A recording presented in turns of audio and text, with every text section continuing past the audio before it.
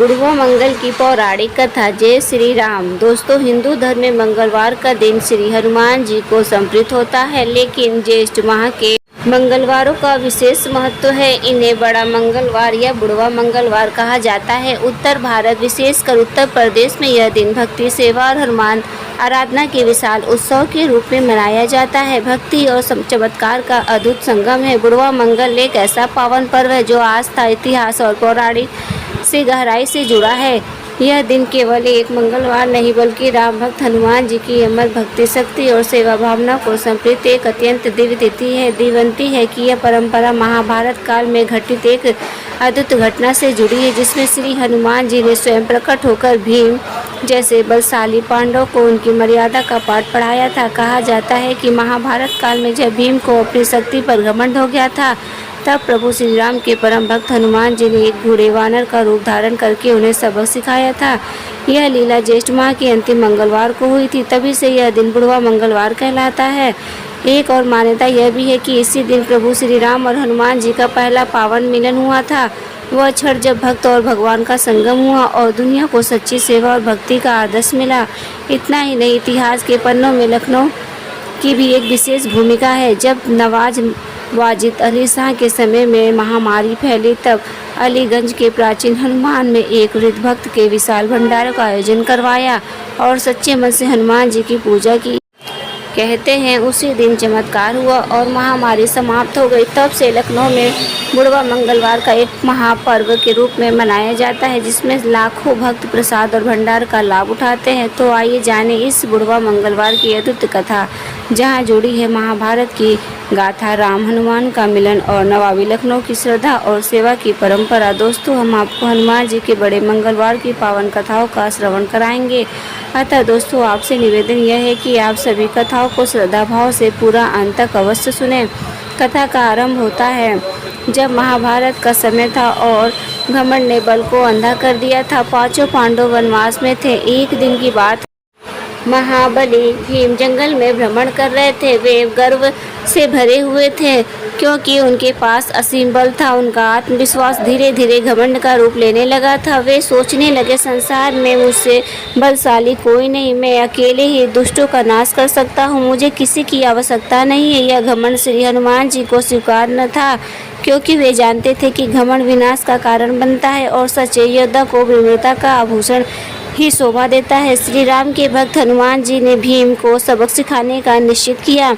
हनुमान जी ने एक बूढ़े और दुर्बल वानर का रूप धारण किया। वे एक संकरे वन मार्ग में अपनी पूंछ फैलाकर लेट गए और ऐसा प्रतीत करने लगे जैसे कोई थका हारा वृद्ध विश्राम कर रहा हो। कुछ समय बाद भीम उसी मार्ग से गुजरे और उन्होंने वानर से कहा, हे वानर, मार्ग से हटो, मुझे जल्दी है।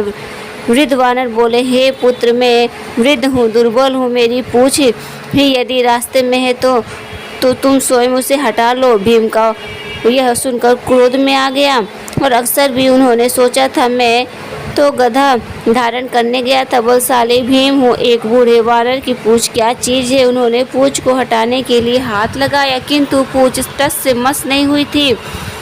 भीम ने अपनी पूरी ताकत लगाई, पर हनुमान जी की पूंछ जैसी पृथ्वी पर जुड़ गई थी। पसीना पसीना हो गया, भीम पर विफल रहा। अब उसका घमंड चूर चूर होने लगा। वह समझ गया कि यह कोई साधारण वानर नहीं है। हाथ जोड़कर उसने पूछा, हे वानर राज, कृपा कर अपने वास्तविक रूप में प्रकट हो, आप कौन है। तभी वानर रूप बदल गया और श्री राम भक्त हनुमान जी ने अपने दिव्य स्वरूप प्रकट किया। भीम उनकी दिव्यता देखकर वह काक रह गए। हनुमान जी मुस्कुराते हुए बोले, हे भीम, तुम महाबली हो, पर शक्तिशाली का घमंड यदि बढ़ जाए तो विनाश का कारण बनता है। बल को भक्ति और विनम्रता से सजाओ, तभी वह धर्म के लिए उपयोगी होता है। भीम ने दंडवत प्रणाम किया और क्षमा याचना की। हनुमान जी ने उन्हें गले लगाया और आशीर्वाद दिया, तब महाभारत का युद्ध होगा। तब मैं अर्जुन के रथ के ध्वज पर विराजमान रहूँगा और पांडवों की रक्षा करूँगा। यह अद्भुत लीला ज्येष्ठ माह के मंगलवार को घटित हुई थी। तभी से यह दिन बुढ़वा मंगलवार कहलाने लगा, क्योंकि हनुमान जी ने बूढ़े वानर के रूप में प्रकट होकर धर्म की रक्षा की थी। इसी दिन से यह मान्यता बन गई कि जो भक्त ज्येष्ठ मास के मंगलवार को हनुमान जी के सच्चे हृदय से पूजा करता है उसे बल बुद्धि और संकट से मुक्ति मिलती है। दूसरी मान्यता, एक अन्य मान्यता के अनुसार श्री राम और हनुमान का प्रथम मिलन का यही वह दिन था जब हनुमान जी का प्रथम बार श्री राम से मिलन हुआ था। तब श्री राम लक्ष्मण सहित सीता की खोज में वन भटक रहे थे। तभी ऋषिमुख पर्वत पर हनुमान जी ने पहली बार प्रभु को देखा और पहचान कर उनके शरणगात हुए। यह प्रेम, सेवा और समर्पण का शुभारंभ था और इससे भी बड़ा मंगलवार के रूप में श्रवण किया जाता है। बुढ़वा मंगलवार एक विशेष दिन होता है जो भाद्रपद महीने के अंतिम मंगलवार को मनाया जाता है। इस दिन श्री हनुमान जी की विशेष पूजा होती है और मान्यता यह है कि इस दिन जो भक्त हनुमान जी की सच्चे मन से आराधना करता है उसके सारे कष्ट दूर हो जाते हैं, चाहे वह किसी भी उम्र का क्यों न हो। इस पावन पर्व के पीछे एक अत्यंत रोचक और भावपूर्वक कथा जुड़ी हुई है। आइए सुनते हैं इस दिव्य दिन के पीछे छिपी वह अद्भुत हृदय स्पर्शी कथा जो हमें भक्ति, विनम्रता और भगवान के प्रति समर्पण का अनमोल संदेश देती है। प्राचीन काल की बात है जब भगवान श्री राम ने रावण का वध करके माता सीता को लंका से वापस अयोध्या ले जाकर राम तिलक कर लिया था। तब समस्त वानर सेना भी धीरे धीरे अपने स्थानों को लौटने लगी। हनुमान जी को तो श्री राम की सेवा में ही रह गए, पर वानर राज बाली का पुत्र अंगद और अन्य वानर अपनी राजधानी लौट गए। हनुमान जी को अब श्री राम की सेवा में अस्थायी रूप से रहने का सौभाग्य प्राप्त हो गया था।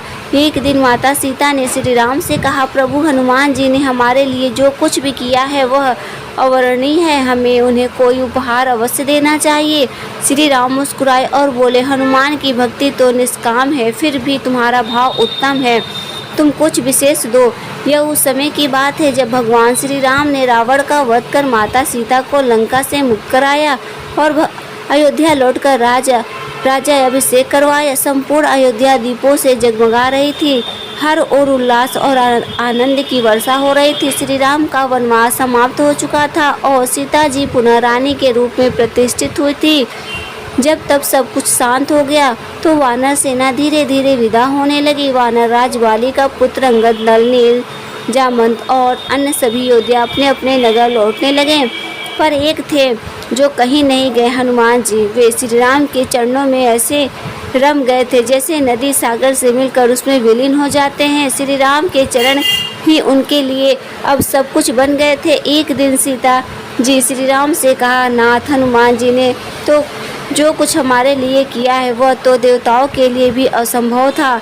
लंका जलाना, संजीवनी लाना, मेरी खोज करना, ये सब किसी साधारण जीव के वंश की बात नहीं थी।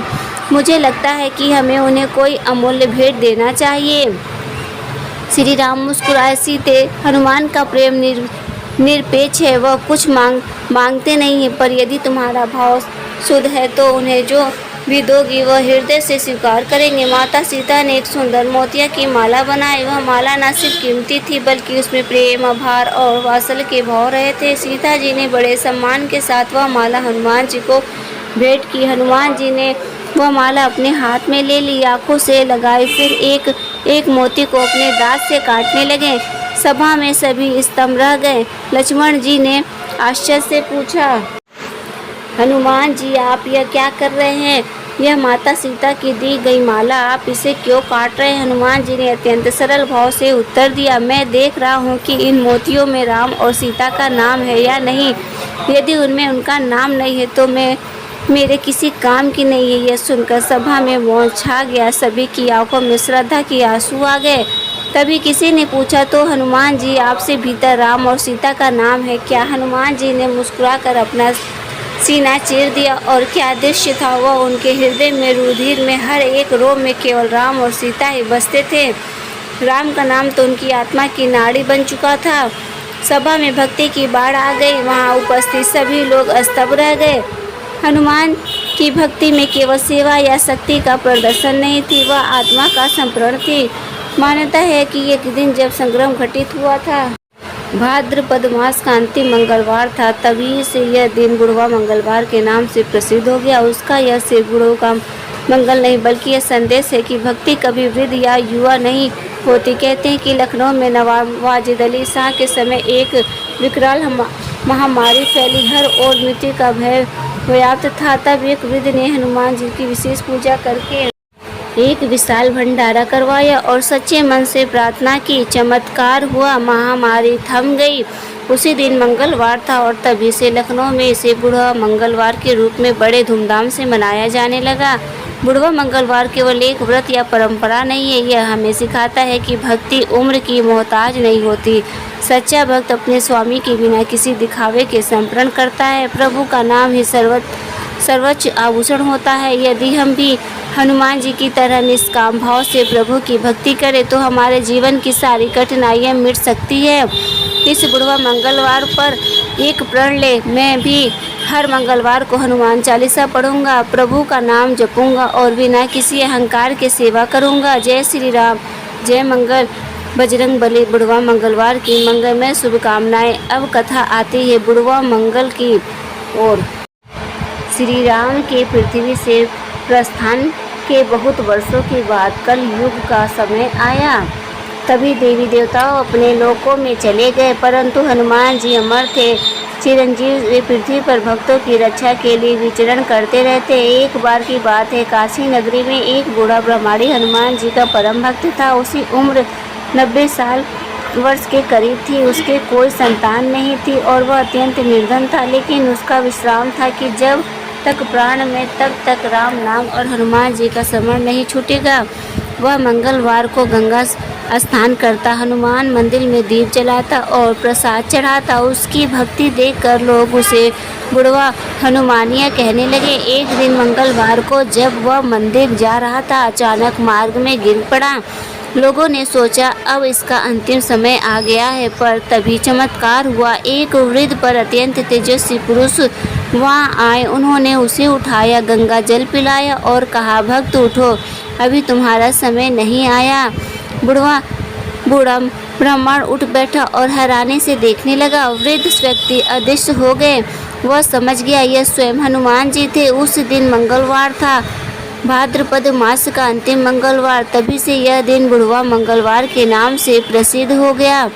बुढ़वा मंगलवार पर मान्यता है कि इस दिन कोई भी सच्चा भक्त, चाहे वह बूढ़ा हो या गरीब हो, असहाय, यदि वह हनुमान जी का ध्यान करता है तो हनुमान जी स्वयं उसकी रक्षा करते हैं। कोई लोग इसे दिन उपवास रखते हैं, मंदिर में जाकर दीप प्रज्वलित करते हैं और हनुमान चालीसा का पाठ करते हैं। बुढ़वा मंगलवार हमें यह सिखाता है कि सच्ची भक्ति का कोई मोल नहीं, कोई उम्र नहीं।